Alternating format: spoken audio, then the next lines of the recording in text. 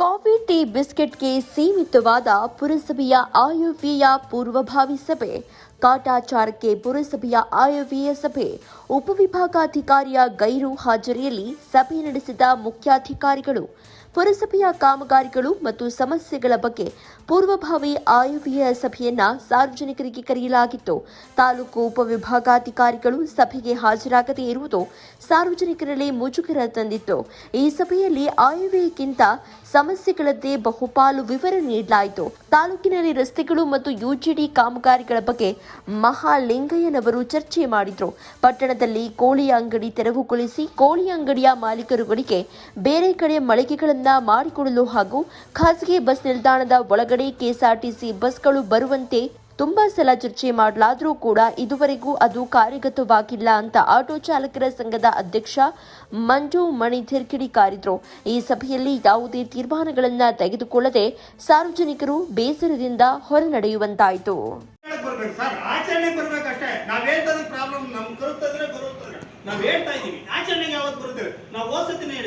Bathroom ಯಾರೋ ಬೇರೆ tender ಆಗಿತ್ತು, ಅವನಿಗೆ ಟೆಂಡರ್ ಆಗಿದ್ದ, ಅವನು ಕೋರ್ಟ್ ಇಂದ ಮಾಡಿಸ್ಕೊಂಡ್ ಬಂದ ಅವನಿಗೆ ಕೊಡ್ಲಿಲ್ಲ, ಅಳಬನ್ಗೆ ಕೊಟ್ರಿ, ಅವ್ನು ಪೂರ ಡೆಮಾಲಿಷ್ ಮಾಡಿ ನಾನು ಕಟ್ಟಿ ಇಷ್ಟು ವರ್ಷ ಇಟ್ಕೊಟ್ಟು ಮೇಂಟೆನೆನ್ಸ್ ಮಾಡಿ ಆಮೇಲೆ ಪುರಸಭೆಗೆ ಬಿಡ್ತೀನಿ ಅಂತ ಹೇಳ. ಅದ್ಯಾರೋ ಈಗ ಹೈಟೆಕ್ ಅಂತೆ ಬಾತ್ರೂಮ್ ಕಟ್ಟರೆ ಯಾರೋ ಕಾಂಟ್ರಾಕ್ಟ್ ಮಂಜಣ್ಣ ಹೆಸರು ಕಟ್ಟರೆ ಯಾರೋ ಪುಣ್ಯ ತುಂಬ ಅದು ಒಳಿಕ್ ಹೋದ್ರು ಬೀಳುತ್ತೆ ಸರ್, ಓಪನ್ ಆಗಿಲ್ಲ. ಇಂಥ ಕುಲ್ಗೆಟ್ ಕಾಮಗಾರಿಗಳು ಯಾಕೆ ನಡೀತವೆ? ಮತ್ತೆ ಇವೆಲ್ಲ ಇದ್ದು ಯಾಕೆ ನಾವು ಯಾರು ಕೇಳ್ಬೇಕು ಸರ್? ನಾವು ಕೇಳಿದ್ರೆ ಆರ್ಕೆ ಉತ್ತರ ಅದಾಯ್ತಾ? ಯುಜಿಡಿ ತಗೊಳ್ಳಿ, ನೀವು 74 ಕೋಟಿ ರೂಪಾಯಿ ಯುಜಿಡಿ ಆಯ್ತು. ಯುಜಿಡಿ ಮೇಲೆ ಈಗ ನಮ್ಮ ಚಿಕ್ಕನಾಯಕಲ್ಲ ಒಂದು 5 ರಿಂದ 6 ಸಾವಿರ ಮನೆ ಇದಾವೆ. 5 ರಿಂದ 6 ಸಾವಿರ ಎಷ್ಟೋ ಮನೆಗಳಲ್ಲಿ ಸಂಧಿಗಳಲ್ಲಾಗ್ಬೋದು, ರೋಡ್ಗಳಲ್ಲಾಗಲೇ ಬಿಟ್ಟಿದ್ದಾರೆ.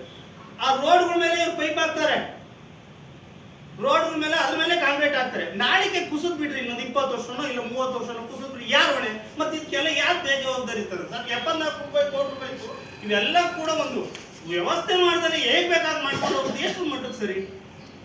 ಇದನ್ನೆಲ್ಲ ಹೊಣೆ ಆಗ್ತಾರೆ. ಮತ್ತೆ ಯಾರು ಕೇಳ್ಬೇಕು? ನಾವು ಪುರಸಭೆನೇ ಕೇಳ್ಬೇಕು ತಾನೆ. ಅವರು ಇದ್ದರು ಏನು ಮಾಡಲಿಲ್ಲ. ಅದಾಯ್ತಾ? ಗೌರ್ಮೆಂಟ್ ಬಸ್ ಮಂಜಣ್ಣ 20 ವರ್ಷದಿಂದ, ನಾನು 25 ವರ್ಷದಿಂದ ಆಟೋ ಓಡಿಸ್ತಾ ಇದ್ದೀನಿ. 20 ವರ್ಷದಿಂದ ನಿಮ್ಗೆ ಸಮಸ್ಯೆ ಇರ್ತದೆ, ಕೋಳಿ ಅಂಗಡಿ ಸಮಸ್ಯೆ ಸರ್. ಅವ್ರಿಗೆಲ್ಲರೂ ಒಂದು ಜಾಗ ಮಾಡ್ಕೊಡಿ, ಅವ್ರು ಬೇರೆ ಕಡೆ ಅಲ್ಲಿ ಜನಗಳು ನಿಂತ್ಕೊಂಡಂಗೆ ಬೆಂಗಳೂರು ಕಡೆಯಿಂದ ಈ ಕಡೆಗೆ ಹೋಗೋ ಜನಗಳು ರೋಡಲ್ಲಿ ನಿಂತ್ಕೊಳ್ತಾರೆ ಹೊಸದುರ್ಗ. ಆ ಗೌರ್ಮೆಂಟ್ ಬಸ್ ಅನ್ನು ಅಟ್ಲೀಸ್ಟ್ ಒಳಗೆ ಬರಲಿ. ಖಾಸಗಿ ಬಸ್ ನಿಲ್ದಾಣದಲ್ಲಿ 3 ಬಸ್ ಇರೋದು. ಅವ್ರು ಹೇಳ್ತಾರೆ ನಾವೇ ಬರ್ಕೊಡ್ತೀವಿ, ಗೌರ್ಮೆಂಟ್ ಬಸ್ ಒಳಗೆ ಬರಲಿ ಅಂತ. ಯಾಕೆ ನೀವು ಅದ್ರ ಬಗ್ಗೆ ಯಾರು ತಲೆ ಕೆಡಿಸ್ಕೊಳ್ತೀರಾ?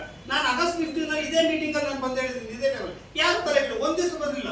ಹೂಮ್ನಾಂಡಿರ ಅವ್ನು ಮುಂದಕ್ಕೆ ಬರ್ತಾನೆ ಅಂತ, ಇವನು ಮುಂದಕ್ಕೆ ಬರ್ತಾನೆ ಅಂತ, ಅವನು ಹಬ್ಬ ಹರಿದಿನಗಳಲ್ಲಿ ಜನಗಳು ಓಡಾಡಕ್ಕೆ ಆಗೋದಿಲ್ಲ. ಅವ್ರಿಗೆಲ್ಲ ಒಂದು 5 ಅಡಿ 6 ಅಡಿ, ಒಬ್ಬ 10 ಅಡಿ ಹಾಕ್ಯಾನ, ಒಬ್ಬ 20 ಅಡಿ ಬುಕ್ಸ್ ಅಡಿ ಕಟ್ತಾರೆ. ಈ ಕಡೆ 1000 ರೂಪಾಯಿ ಬಾಡಿಗೆ ಕಟ್ತಾರೆ.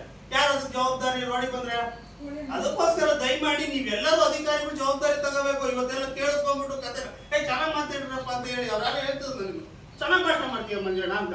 ಆಚರಣೆ ಬರಲಿಲ್ಲ ಅಂದ್ರೆ ನಮ್ಮ ಹಸಿವಿ ಮಾಡ್ತಿರೋದು ಇದನ್ನ ಕಾಟಾಚಾರಕ್ಕೆ ಕೆಲಸ ಬಿಟ್ಟು ಬಂದು ನಮ್ಗೇನೋ ಮಾತಾಡ್ಬೇಕು ಅಂತ ಹೇಳಿ ಶೋಕಿ ಮಾತಾಡ್ತಿಲ್ಲ. ಅದನ್ನ ಮತ್ತು ಅಧಿಕಾರಿಗಳು ಕೂಡ ಜನಪ್ರತಿನಿಧಿಗಳು ಎಲ್ಲರೂ ಅರ್ಥ ಮಾಡ್ಕೋಬೇಕು.